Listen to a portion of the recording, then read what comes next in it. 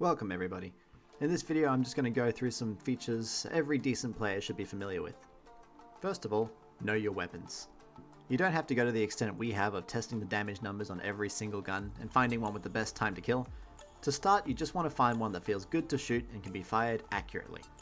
If you're like me and you need a few more bullets to ensure you get that kill, I would suggest familiarizing yourself with the Cyclone pistol and the Marui rifle. A crucial element to practice is firing small bursts, because if you miss your first shot, you don't want to panic and miss all the following ones too. Additionally, knowing exactly how long the reload is for your gun will help you decide whether or not it's worth reloading those 5 bullets.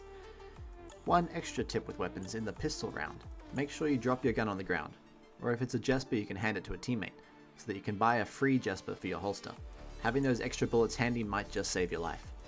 Just remember to reholster your chosen weapon when the round ends, as only one weapon per holster gets carried over. Next up, gadgets. Now there are any number of strats people have employed for using gadgets, so I'll let you play with what you think works for you and your team's playstyle. For now, I'm just going to suggest some things to consider. As a defender, your main advantage is that the enemy has to come to you, so make the most of this and place traps wisely. Trip mines, for example. Make sure that the laser is below knee height and shining across a surface that doesn't make the red line stand out. Placing it where they're aiming is a surefire way for them to see and disarm it, so be aware of the direction they're likely to approach from and where their focus might be. Similarly, proximity sensors should be placed out of direct line of sight to maximize their lifetime and provide more confusion. Proxies have two main uses: information and distraction. It is common for enemies to immediately turn and look for the device, giving you a chance to peek from a vantage point at where you now know they must be. Door blockers are an effective tool for either defending, funneling, or getting info on the enemy. Keep in mind that door blockers are not just for the bomb sites, but can be a great way to separate enemy forces for a few seconds to allow you to focus fire without fear of a surprise flank. Another good tool for funneling is the static field emitter. With its 3 health tick damage and movement slowing, it can be effectively used to direct enemies down a certain path, or to at least prompt them to shoot it out, possibly revealing their position. Additionally, the sound it gives off is great for masking the noises of your own footsteps or trip mines nearby. As with trip mines, it is important to consider with the placement of the device, such as when using it in choke points, keep the central device in a spot that isn't easily shot at. As an attacker, your gadgets are of course suited more for offensive gameplay. Breaching foam is a handy and mostly silent tool for not just opening up paths, but also for distracting and or dealing damage. You can spray the bottom of hatches to detonate at a later time, possibly dealing 30 damage to enemies and or dropping them out of that floor, as you can with walls, choosing to push at the same time from a different angle. Don't be afraid to pop open every wall surrounding an objective before even approaching it, but be aware that you may have to defend the EMP from these now newly exposed locations.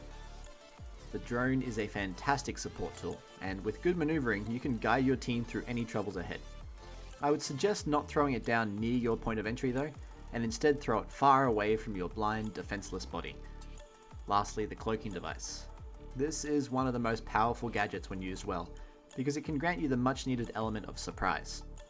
A common mistake is to use it while moving, and this wastes the best element of the cloak.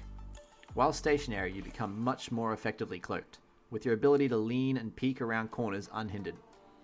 Do be aware that although it lets you pass by proximity sensors, trip mines and static field emitters will still damage you. The universal gadgets are pretty self-explanatory, but it's good to note that grenades can't currently be cooked.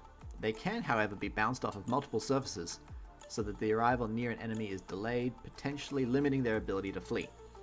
It is also worth noting that though they can't be defused by an enemy, you can defuse your own nades, meaning you have the ability to play mind games with the enemy using that sound.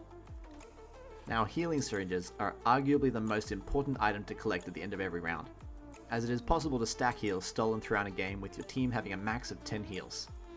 So if you're dead, when the game ends, try and ping those extra heals on the ground for your teammates.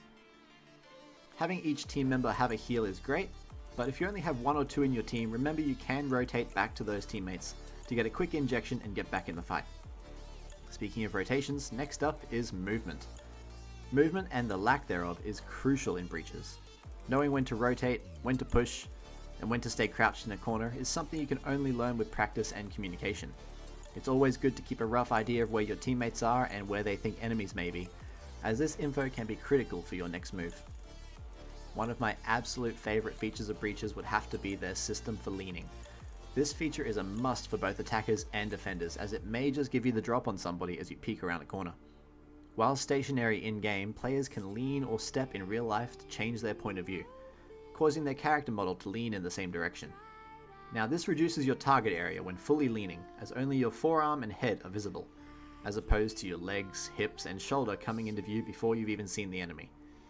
It's also important to note that if not leaning to the max range of the animation, your avatar's elbow will jut out to the side like a chicken wing, providing an initial target, albeit a smaller one. Similarly, crouching has its own animation and it won't track you fully, so be aware that your knees and head might stick out more than you know. While crouched, your footsteps will also be heavily reduced, which has massive benefits. Sounds in breaches. They give clues about many things, such as grappling outside of windows, the EMP arming, and of course gadgets. But possibly the most important sounds to focus on are footsteps, both your own and others. Dropping off of a ledge is a dead giveaway. So too are fast movements. But movements on certain surfaces such as carpet, wood, metal and gravel will alter your footsteps. So listening out for these can give you very accurate data on where others are positioned. Breaches is not a game for constant strafing. If you've got to move, move fast or move glacially slow. Another key element of breaches is undoubtedly teamwork. I've already mentioned communication, that's a given. You should also be aware of each other's funds and playstyles, as sharing resources can allow for many varied strategies, such as using them as bait to flush out the enemy. Coordinate with your team and work together for the win. Remember that it's about your team's victory, not who had the most kills.